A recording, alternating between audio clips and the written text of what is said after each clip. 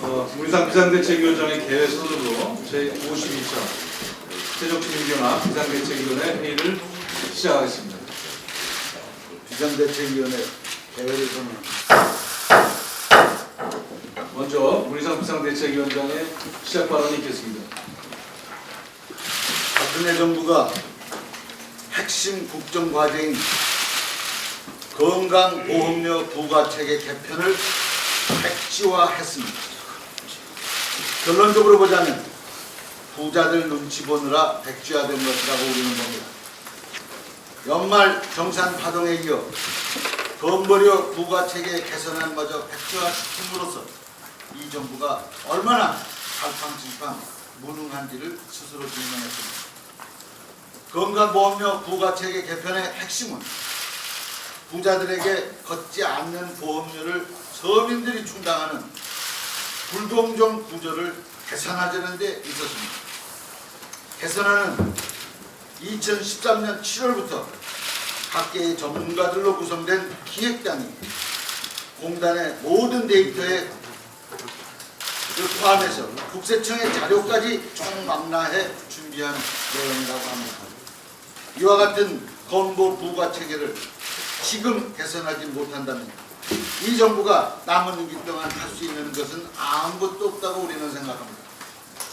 지금 백지화해야 할 것은 건강보험료 부과 체계가 아니라 부자들의 건강보험료를 계속해서 서민 지갑 털어 채우겠다는 정부의 발상 그 자체입니다.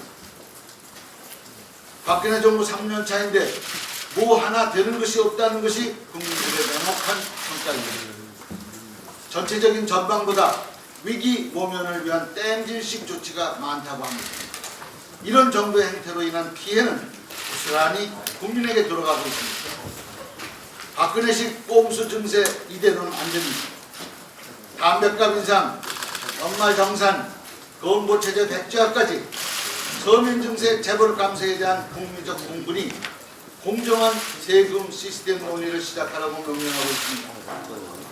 사회복지 재원 마련 방안과 조세 정의 실현을 위한 국민 대타협위원회를 조속히 구성할 것을 강력히 촉구합니다. 이명박 전 대통령께서 회고록을 냈다고 합니다. 이명박 대통령 재임기간 5년을 돌아볼 때 국민은 잘한 일은 하나도 기억하지 못하는데 이명박 대통령께서는 잘못한 일은 하나도 기억하지 못하는 것 같습니다. 똑같은 사안을 놓고서 전직 대통령과 국민이 이토록 괴리를 보인다는 인식차를 보인다는 것은 참으로 드문 일입니다. 특히 4대강 사업으로 혈세를 낭비하고 자원외교로 국부를 유출해서 경제가 지금까지도 바닥을 헤매고 있는데 4대강 사업으로 경제를 살렸다고 딴소리를 하니 누가 동의해 주겠습니까?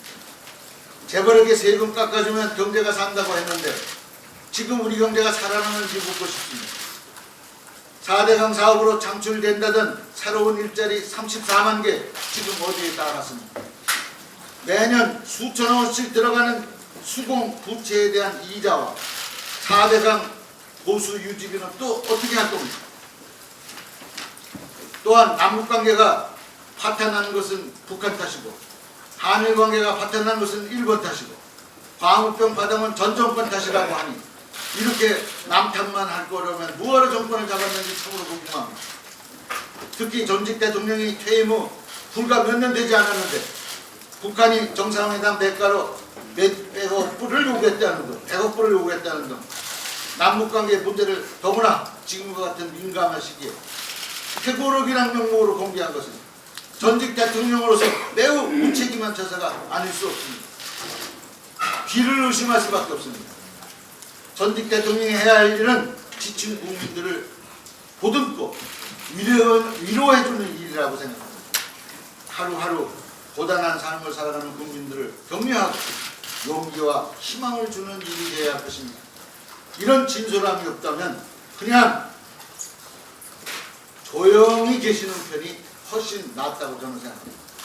그것이 이명박 정부 5년의 실정으로 지칠 대로 지쳐있는 국민에 대한 최소한의 예의일 것입니다.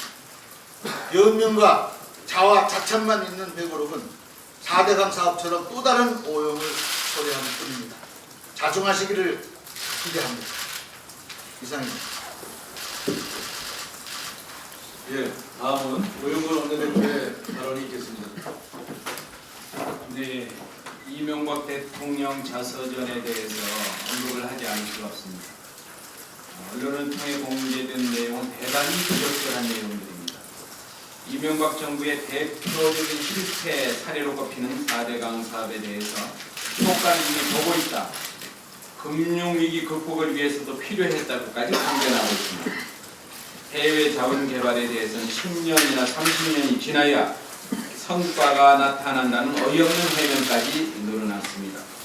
30조 원의 혈세가 낭비된 4대강 사업과 41조 원의 혈세가 낭비된 해외 자원 개발에 대한 해명치고는 너무나도 무책임합니다. 이 전 대통령은 반성은커녕 오히려 자화자찬으로 일관했습니다. 국민들은 어이없어 하고 있습니다.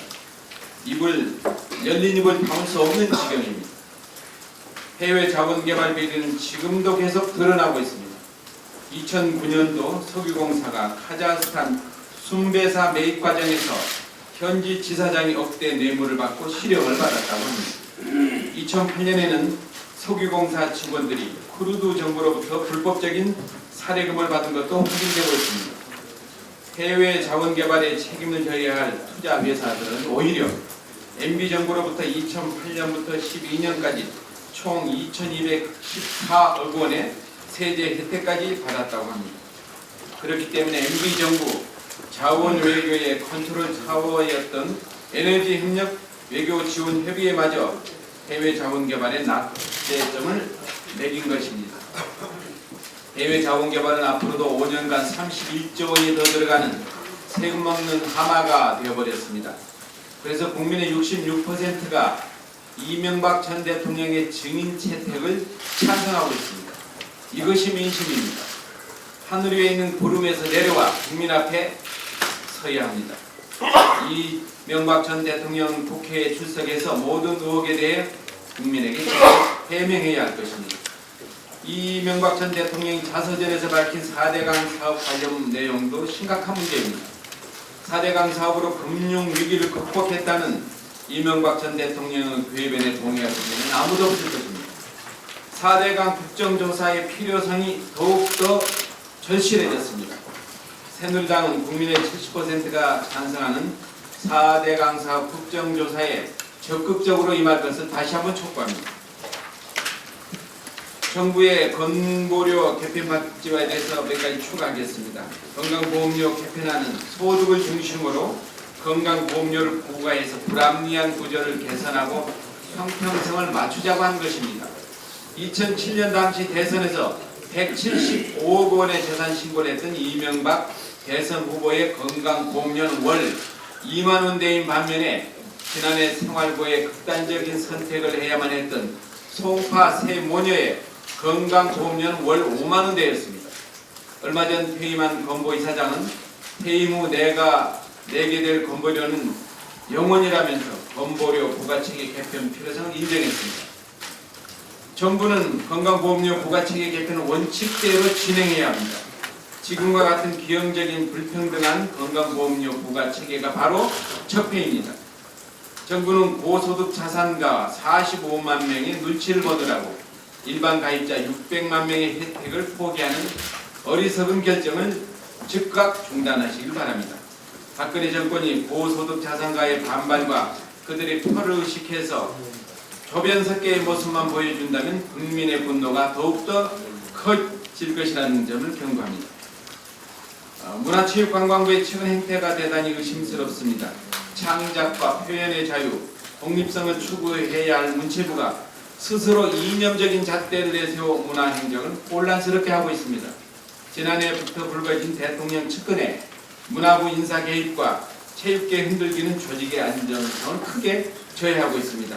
급기야 문체부에서 잔뼈가 굵은 김의범 제1차관이 연차를 내고 출근하지 않고 있는 상태에서 사표를 제출했다는 사실이 알려지고 있습니다. 또한 문체부가 올해 우수도서 선정 보급 사업 문학 분야 선정 기준으로 특정 이념에 치우치지 않는 순수문화, 국가 경쟁력 강화, 기업 도서 등을 제시했습니다. 이에 대해서 작가회의와 출판인회 등 문화출판계가 헌법상 표현의 자유와 출판의 자유에 대한 중대한 훼손이라고 반발하고 있습니다. 문체부가 말하는 순수문학과 국가 경쟁력이라는 잣대는 국가기관의 사상 통제고 구시대적인 발상입니다. 부산시가 이용관 부산국제영화제 집행위원장의 사퇴 압박을 가하고 있는 것도 현 정부의 문화정책 잣대를 단적으로 드러내고 있습니다. 문체부는 작금의 사태에 대해서 국민과 문화계 관계자들에게 그 실상을 소상히 밝히고 공개 사과해야 할 것입니다. 헌법 정신까지 훼손한다는 비판을 받는 문체부의 존재 이유를 도무지 알 수 없습니다. 신속한 조치를 취할 것을 강력히 요구합니다. 마지막으로 새누리당 송영근 의원이 육군 여사를 성폭행 혐의로 혐의한 성폭행한 혐의로 긴급 체포된 여단장을 두고 외박을 거의 안 나가서 성적 문제가 생긴 것 같다. 또 피해자를 하사 아가씨라고까지 했습니다. 국내 성폭행이라는 중범죄를 저지른 사람을 감싸고 여군을 비하하는 표현을 쓴 것은 분명히 국회의원으로서의 품위를 심각하게 손상한 것으로서 대단히 부적절한 발언입니다. 우리 당은 송영근 의원을 국회윤리위원회에 제소하는 것을 적극 검토하겠습니다. 그리고 송영근 의원은 즉각 병영문화개선 특위에서 물러나야 할 것입니다. 이상입니다. 예, 다음은 이석현 의원께서 그동안 모니터에서 못 나오시다가 나오셨습니다. 발언이 있겠습니다.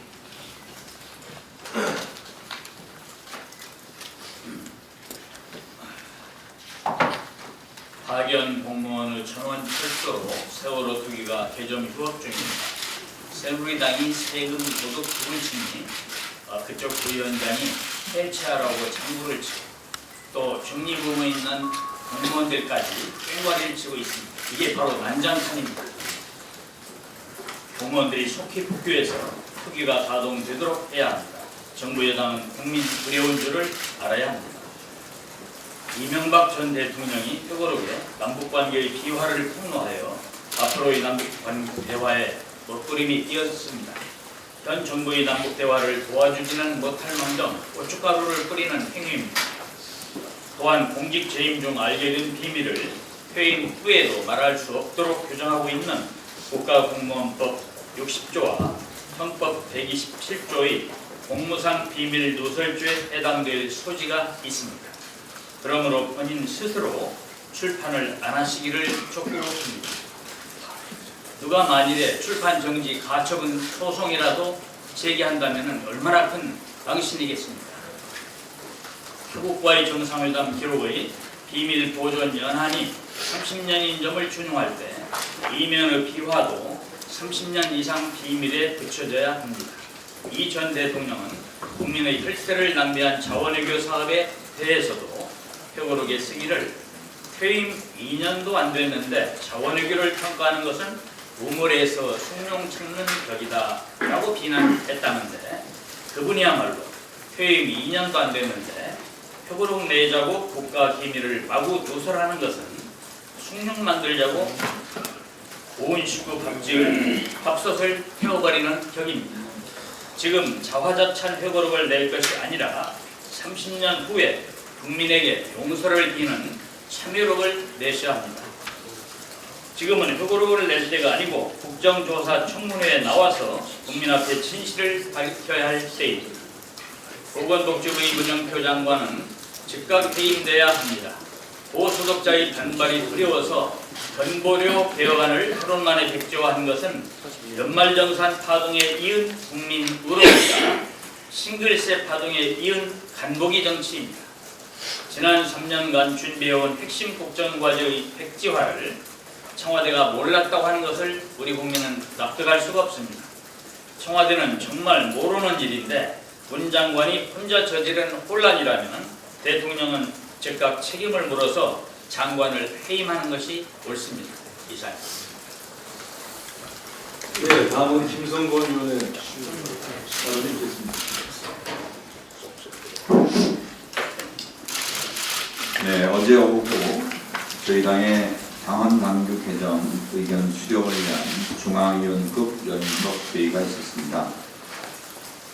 회의 전에 일부 전당대 대표 후보 진영에서 비대위가 공천룰에 손대는 것은 옳거니 아니냐는 문제 제기가 있었습니다만 어제 120여 명이 모인 중앙위원회의에서 그러한 문제 제기는 전혀 없었고 전반적으로 저희 전진이가 준비한 개정안에 대한 큰 공감대가 있었습니다.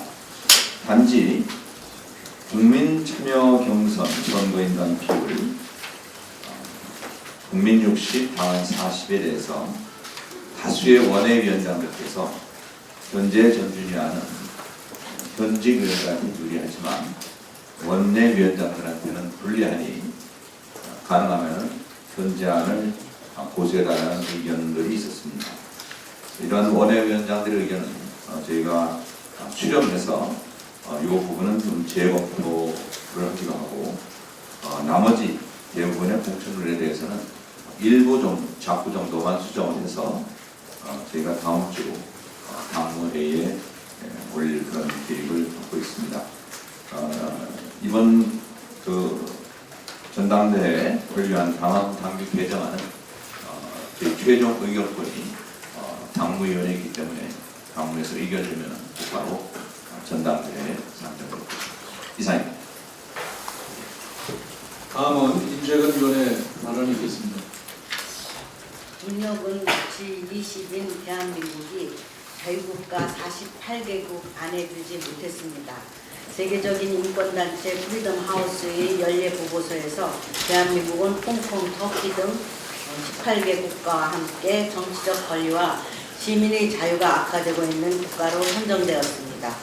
프리덤 하우스는 박근혜 정부의 반대파에 대한 위협이 증가했으며 세월호 참사 이후 온라인에 대한 감시와 검열이 이루어졌다고 비판했습니다. 대통령은 얼핏하면 종북 타령을 하면서 자유민주주의를 외치는데 오히려 국가와 국민의 자유를 추락하고 있습니다. 특히 일본을 포함해 48개국이나 되는 나라가 1점을 받는 평가에서 대한민국이 2점을 받는 것은 너무나 자존심 상하는 일입니다. 비록 경제는 1위가 아니지만 민주주의는 아시아 최고라는 자부심을 가졌던 것으로 불과 10년 전입니다. 새누리당 집권 7년 동안 정치적 권리와 시민의 자유가 흔들리고 있습니다. 청와대의 전횡을 이대로 방치하면 안 됩니다. 국회가 나서야 합니다. 새정치민주연합이 앞장서서 자유의 역사를 바로잡겠습니다. 새누리당도 더 늦기 전에 민주주의 회복에 동참할 것을 촉구합니다. 네, 다음은 원혜영 위원의 발언이 있겠습니다.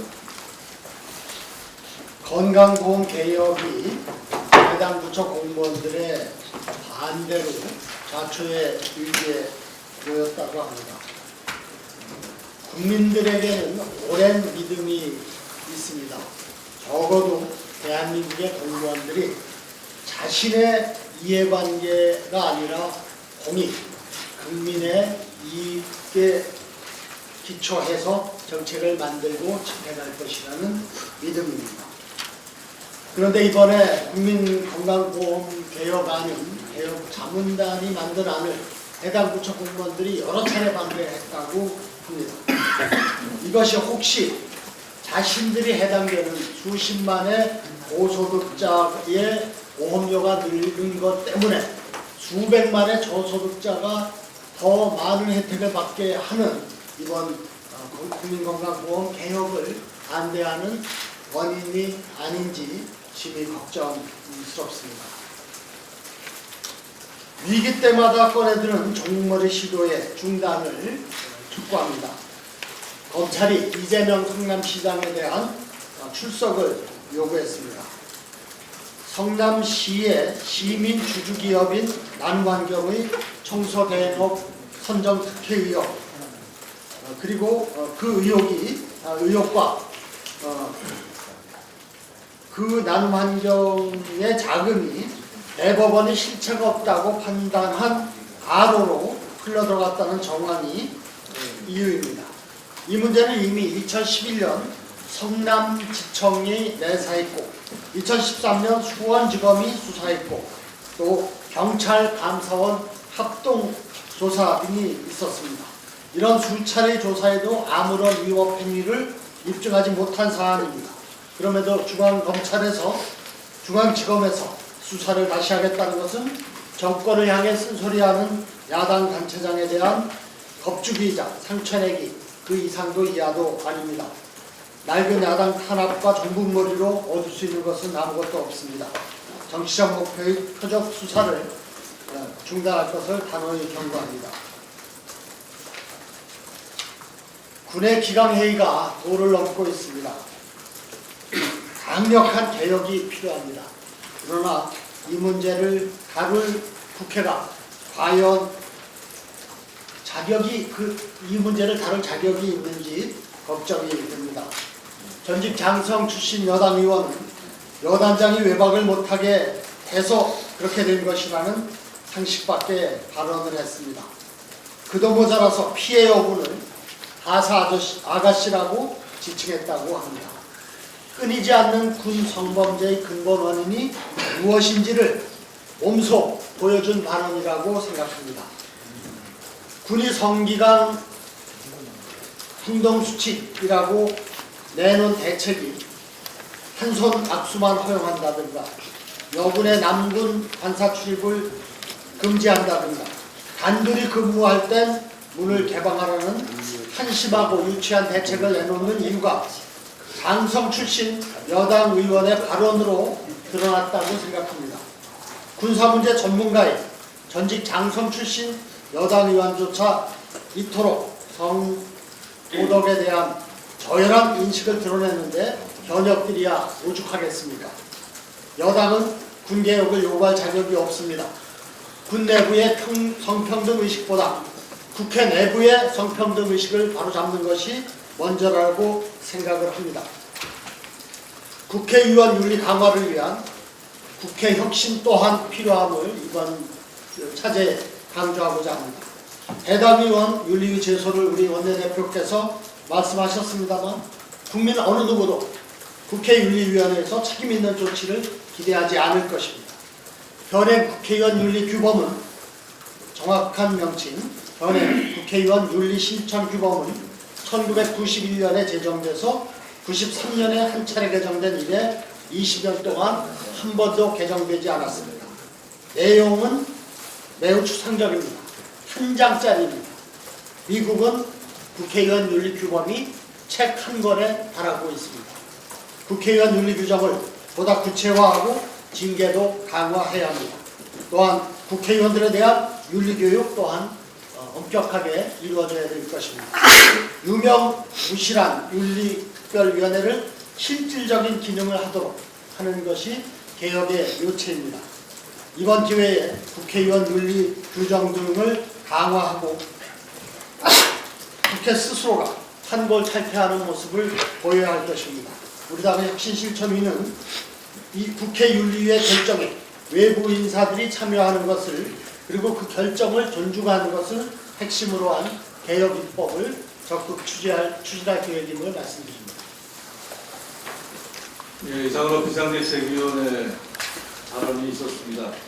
오늘 몇 분의 특히 위원장님과 간사분들이 나와 계십니다.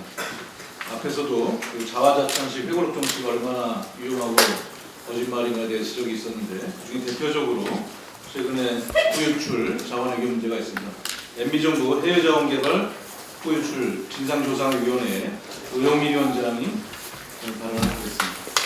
네, 이명박 전 대통령의 회고록에 자원외교 내용이 짧게 언급되었습니다. 사회적으로 워낙 큰 이슈이다 보니까 안 다룰 수가 없어서 아마 짧게라도 언급한 것 같습니다. 네 가지입니다. 언급된 것이. 첫째는 총리실이 주도했다는 것이고요. 두 번째는 10년 내지 30년 지나야 평가가 가능하다. 따라서 지금 평가하는 것은 우물에서 숭늉 상태다. 세 번째는 현재 지속되고 있는 MOU가 7건이 있다. 네 번째는 총 회수율이 114.8%로 노무현 정권의 2.7%보다 오히려 높다. 요 네 가지가 자원 외교와 관련된 회고록의 핵심적인 부분입니다. 한번 살펴보겠습니다. MB 정부 당시 VIP 자원 외교로 체결된 MOU는 총 45건입니다. 이 중에서 MB 형제가 체결한 MOU가 전체의 90%에 육박합니다. 한순수 총리는 4건의 MOU를 체결했습니다. 정권 인수 단계에서부터 밑그림이 그려졌고 청와대가 주도해서 MB정부의 해외 자원 개발을 주도한 것은 당시에 정부 공식 문서에 의해 확인된 사안입니다. 결국 잘못을 남에게 전가하기 위한 구차한 변명에 불과합니다. 두 번째로 10년에서 30년이 지나야 평가한다고 하는 것인데 이 부분은 두 가지 조건이 충족될 때 가능합니다. 첫 번째는 탐사 광구인 경우에만 해당합니다. 그리고 탐사 광구 중에서도 성공한 탐사 광구에만 해당합니다. 10년이 넘는 관권을 보장하는 탐사 광구는 우리나라는 단 한 건도 계약한 적이 없습니다. 따라서 10년 넘어서 평가할 것은 하나도 없습니다. 그리고 탐사 광구가 아닌 것은 대부분 당해 연도의 성패가 결정이 납니다. MB 정권은 대부분 탐사 광구에 투자한 것이 아니고 즉시 회수가 가능한 생산 광구의 쥐분 투자 위주로 당해 연도의 자원 개발률을 높이는 데 집중 투자를 했습니다. 따라서 10년에서 30년이 지나야 평가가 가능하다는 것은 옳지 않은 그러한 주장입니다. 혹세무민입니다. 뭘 모르는 국민들을 속이는 겁니다. 우리가 우물에서 숭늉을 찾는 것이 아닙니다. 수십조의 국민 혈세가 들어간 우물이니 물 한 바가지라도 지금 보여달라는 겁니다. 그런데 우리가 인수한 우물에는 애초부터 물이 없었던 겁니다. 말라버린 우물을 인수한 겁니다. 도대체 왜 이 수십조의 국민 혈세를 물 한 바가지 나오지 않는 말라버린 우물에 투자했는지 그것에 대해서 알고 싶은 겁니다. 그리고 7건의 MOU가 지속되고 있다라고 했는데 이 중에서 의미 있게 진행되고 있는 것은 2건밖에 남아있지 않습니다. 하나는 철수 중이고 또 다른 하나는 지분 투자를 했습니다만 단 한 푼의 배당도 오랜 세월이 지났습니다만 받지 못하고 있고 의미가 없는 것들입니다. 2건만 의미 있게 진행 중인데 이 2건 중에 한 건은 올해 말로 관권이 종료됩니다. 수십억 달러가 들어간 바로 크루드 유전입니다. 올해 말로 관권이 종료됩니다. 올해 말까지 탐사에 의한 성공을 이루지 못하면 크루드는 재계약을 하지 않겠다는 입장입니다. 나머지 하나는 아랍에미레이트입니다. 이것 역시 현재 지지부진한 상태를 면치 못하고 있습니다. 그리고 총 회수율인데 가장 혹세무민한 부분입니다. 우리가 총 회수율이라고 하면 말 그대로 현재 완료형의 개념으로 합니다. 지금 회수된 걸로 합니다. 그런데 그 표현이 뭐라고 했느냐 하면 잘 되면 이렇게 될 것이다 라고 하는 추정 회수율을 얘기하는 겁니다. 마치 미래의 희망을 현재 이미 이루어진 것처럼 표현한 것입니다. 그 산업부의 자료를 보면 인수 당시에 평가했던 예상 회수율이거나 미래의 회수 희망을 현재 가치로 환산한 희망 회수율입니다. 이것을 가지고 총 회수율이라는 이름을 붙였습니다. 회계학에 이런 용어 자체가 없습니다. 완벽한 그 통계의 조작이고 왜곡입니다. 상황이 이런데도 도대체 왜 이런 그 회고록을 써가지고 국민들을 속이는지 이해할 수가 없고 그렇게 자신이 있다면 국회에 나와서 선서하고 증언하는 겁니다. 이상입니다. 예, 혹세무민을 중단하시기 바랍니다. 다음은 그 인사청문회 준비하고 있습니다. 인사청문회 속방망이나 앞뒤 패스는 없습니다. 우리 이완국 부총리 후보자 인사청문회 특별위원회 간사이신 유성엽 정책수석부의장께서 발언하시겠습니다. 예, 이완국 총리 후보자 인사청문회가 2월 9일, 10일 양일간 예정이 되어 있습니다. 또 오늘 오전 10시에는 위원장과 양당 간사회의를 열어서 청문 추진 계획을 확정할 계획입니다. 안대희 문창극 후보자의 연이은 낙마에 이어서 박근혜 대통령이 아마 교육지책으로 이완국 총리 후보자를 제시한 것 같습니다. 청문회에 임하는 우리 새정치민주연합의 기본 입장은 과도한 정치 공세는 하지 않을 것입니다. 그러나 정확하고 진지한 그 청문회를 해나가겠다, 청문을 해나가겠다 이런 입장은 지난번에 밝힌 바와 같습니다. 각종 제기되는 의혹들에 대해서 특히 그 성남 땅 부동산 투기 의혹에 대해서 해명이 달라지고 있어서 의혹이 사실이 아니냐라는 그런 생각을 가지고 있습니다만 어떻든 제기되는 그 의혹들에 대해서 그때그때 즉각 해명을 해서 일명 뭐 자판기 후보 아니냐라는 그런 평가를 받을 정도로 그때그때 자료를 내는 것은 일단 긍정적으로 평가할 만하다라고 생각합니다만 그러나 문제가 있습니다. 정작 청문위원들의 자료 요구에 대해서는 일체 응하지를 않고 있습니다. 언론 등 외부에 대해서는 자료를 그때그때 내놓으면서 특히 아들 검증 문제에 대해서는 뭐 울먹이면서까지 아마 국민 정서에 뭐 호소하려는 듯한 그런 의도가 있는 거 아니냐라고 해석이 됩니다만 그러나 정작 청문위원들의 자료 요구에 대해서는 일체 응하지를 않고 있습니다. 이유가 무엇인지 상당히 궁금하지 않을 수가 없고요. 다시 한번 이 자리를 빌어서 이완구 후보자는 아주 성실하게 신속하게 청문위원들의 자료 요구에 응해서 청문이 원만하게 진행될 수 있기를 촉구합니다. 이상입니다. 네, 다음은 그 야당단합조직대책특별위원회 이종열 의장께서 모셨습니다. 발언하겠습니다. 아시다시피 지난 15일 김재윤 의원에 대해서 징역 3년이 선고됐습니다. 네 가지 사실 중에서 하나의 사실만 무죄를 하고 모조리 유죄를 선고했습니다. 지금 유일한 증거로 있는 유일한 진술자인 김석주라는 자는 아직도 100억 정도의 검찰의 혐의와 이미 스스로 인정해서 한 40억 정도의 횡령행위를 인정하고 변제한 사실 사실입니다. 아직까지 대명의 천지 내 활개를 치고 있는 상태입니다. 법정에서도 유일한 증거로서 떳떳하게 증언하고 있습니다. 그럼에도 불구하고 상식에 맞지 않는 합리적 의심을 충분히 제기했음에도 불구하고 법정에서의 과정을 전혀 받아들이지 않았습니다. 김재윤 의원은 재판부가 진실과 정의의 눈을 감았다. 즉각 항소하겠다. 야당 정치에 대한 검찰의 탄압에 맞서 끝까지 싸우겠다 이렇게 얘기했습니다.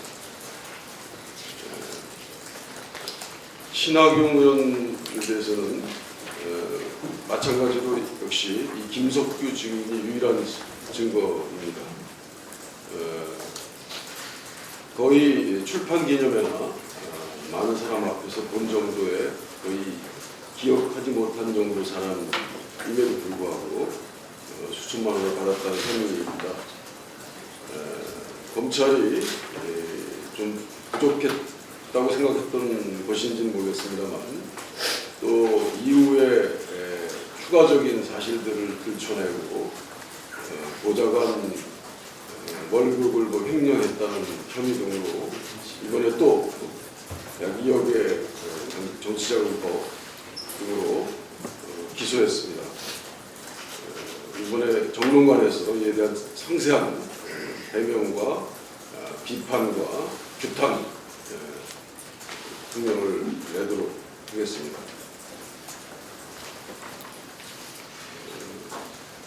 이에 반해서 어제 대법원 김용판 전 서울경찰청장에 대한 무죄 판결은 사법 정의가 무너진 그야말로 진실이 실종된 전형이 됐습니다.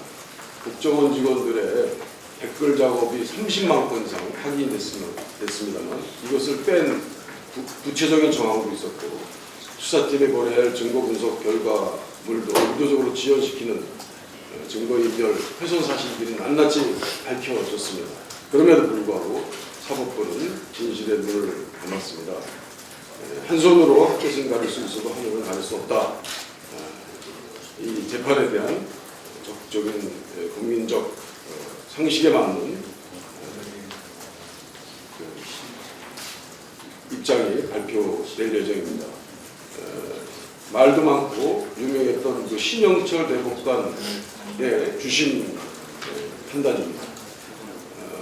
또 신영철 대법관의 후임으로 박상호 검찰 출신의 대법관이 임명 제청됐습니다.